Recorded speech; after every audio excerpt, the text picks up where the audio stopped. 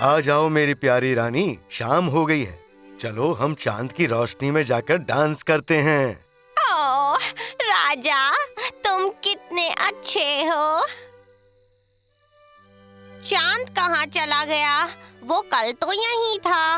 ओहो, वो तो फिर से आसमान से गायब हो गया है। पर ऐसा हुआ कैसे?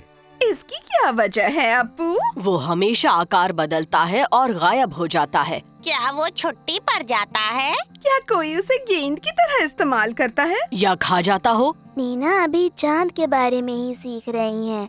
मैं जाकर पूछता हूँ। तो जो रोशनी इस सेब के इस तरफ पड़ रही है वो पूर्णिमा का चांद है। और जिस तरफ अंधेरा है वो अमावस्या है। बिल्कुल आज की तरह। हमें चांद इसलिए नहीं दिख रहा क्योंकि सूरज उसकी दूसरी तरफ चमक रहा है। पर तब क्या होता है जब हमें आधा चांद या उसका बहुत छोटा हिस्सा दिखता है? आहा, रुको मैं तुम्हें कुछ दिखाता हूँ। देखो कैसे चांद पृथ्वी के चक्कर काट रहा है। सूरज की रोशनी पड़ने के मुताबिक हमें उसके अलग अलग हिस्से दिखते हैं। तो ये है अमावस्या का चांद। पर अब वो घूमता जाता है और हमें दिखता है अर्धचंद्राकार चांद, फिर पहला चौथाई आधा चांद, एक गिबस चांद और आखिर में पूर्णिमा का चांद। फिर चांद का आकार कम होता है तो फिर शुरू होता है गिबस चांद, तीन चौथाई आधा चांद, अर्धचंद्राकार चांद और फिर से अमावस्या। मुश्किल है पर समझ जाऊंगी। बिल्कुल समझ जाओगी इस मॉडल के जरिए। तब तक मैं डिनर का इंतजाम करता हूँ। अप्पू, तुमने भी चांद की अवस्थाओं के बारे में सुना ना? उम्मीद है कि टेस्ट से पहले मैं उन्हें याद कर पाऊँ। फिक्र मत करो, हम सब मदद करेंगे।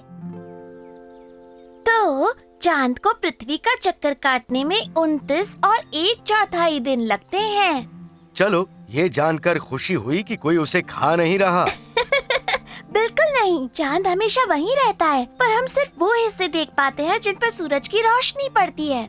तो चांद की अपनी रोशनी नहीं होती? नहीं, चांद की कोई रोशनी नहीं होती। उस पर सूरज की रोशनी पड़ने से लगता है कि वो चमक रहा है। पर फिर भी वो जादू ही है। वो वहाँ अंतरिक्ष में है, चक्कर काट रहा है।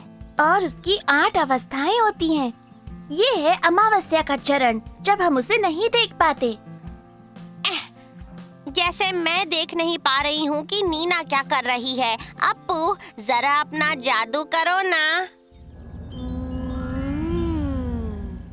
देखो, ये है अमावस्या का चांद। अगला चरण है बढ़ता हुआ अर्धचंद्राकार। लगता है किसी ने उसका बड़ा हिस्सा खा लिया है। उसके बाद ओह, ये मुझे याद नहीं। पहला चौथाई आधा चांद, यानी आधा गोला। हाँ, शुक्रिया अप्पू। अगला है गिबस चांद। जिमनास्ट, तो क्या चांद कलाबाजी खाता है? मैंने कहा गिबस, जो एक अजीब शब्द है और शायद इसीलिए मुझे याद भी रहा। इस चांद का थोड़ा सा हिस्सा ही गायब रहता है। और फिर आता है पूर्णिमा का चांद।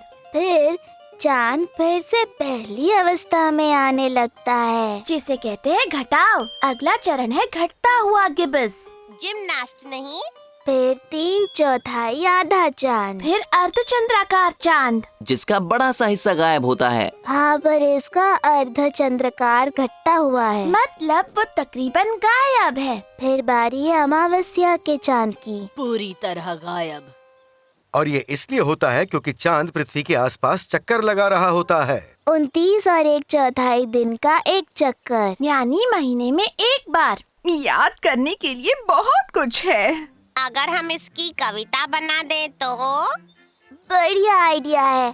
चलो इसकी कविता बनाकर उस पर डांस करते हैं। अमावस्या, अर्धचंद्रकार, पहला चौथाई, गिब्बस, पूर्णिमा, गिब्बस, 3/4, अर्धचंद्रकार और अमावस्या। अमावस्या, अर्धचंद्राकार, पहला चौथाई, गिब्बस, पूर्णिमा, गिब्बस, 3/4, अर्धचंद्राकार और अमावस्या। मैंने कर दिखाया दोस्तों। मुझे चांद की अवस्थाओं के टेस्ट पर 100% मार्क्स मिले। बहुत बहुत बधाई हो नीना।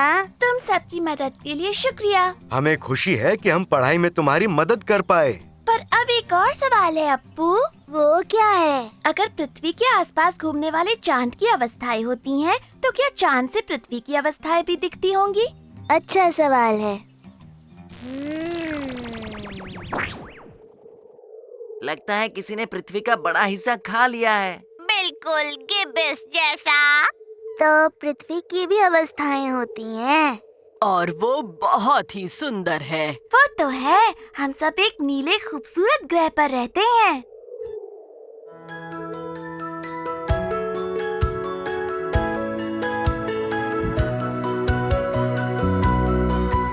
हमें है ये यकीन, हम कभी भी नहीं मानेंगे हार, हर मुश्किल को करेंगे पार।